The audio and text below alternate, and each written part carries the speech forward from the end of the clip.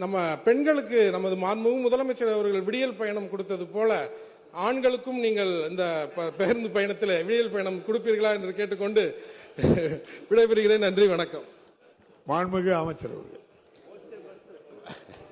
மாண்புமிகு பேரவைத் தலைவர் அவர்களே, மாண்புமிகு உறுப்பினர் அவர்கள் குறிப்பிட்டது போல அந்த பகுதியிலே ஒரு பணிமனை வேண்டும் என்பதிலே மாற்று கருத்திலே தொண்டி ஈசிஆர் சாலையிலே மிக பின்தங்கிய பகுதியில் அமைந்திருக்கின்ற பகுதி.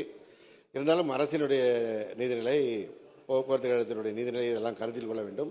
மாண்புமிகு நிதியமைச்சர் அவருடைய அறிவுரை பெற்று அதற்கு நடவடிக்கை எடுக்கப்படும். அதேபோல பழைய பேருந்துகளை மாற்ற வேண்டும் என்று மாண்புமிகு உறுப்பினர் அவர்கள் குறிப்பிட்டிருக்கிறார்கள். இந்த அரசு அமைந்த பிறகு இதுவரை 3400 புதிய பேருந்துகள் பழைய பேருந்துகளை மாற்றி அந்த வழித்தடங்களில் இயக்கப்பட்டுக் கொண்டிருக்கிறது. மாதம் மாதம் பேருந்துகள் வந்து கொண்டிருக்கிறது. ஒவ்வொரு வாரத்திலும் புதிய பேருந்துகள் வர வர அங்கே துவக்கி வைக்கப்படுகின்ற பணி நடைபெற்றுக் கொண்டிருக்கிறது.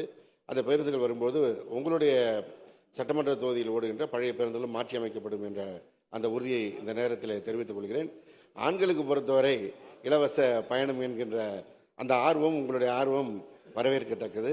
இருந்தாலும் இதுவரை ஒடுக்கப்பட்டவர்களாக இருக்கின்றவர்கள் பெண்கள் அவர்களுடைய வாழ்க்கையிலே முன்னேற்றம் தர வேண்டும் என்பதற்காக தான் மாண்புமிகு முதலமைச்சர் அவர்களுக்கு விடியல் பயணம், கலைஞர் உரிமை தொகை போன்ற திட்டங்களை தந்து வாழ்க்கையில் சமநிலை வருவதற்கு தந்தை பெரியார் அவர்கள் காட்டிய வழியிலே பணியாற்றிக் கொண்டிருக்கிறார்கள். எதிர்காலத்தில் அரசினுடைய நிதிநிலை சீராகின்ற பட்சத்தில் இவையும் கருத்தில் எடுத்துக் கொள்ளப்படும் என்பதை தெரிவித்துக் கொள்கிறேன்.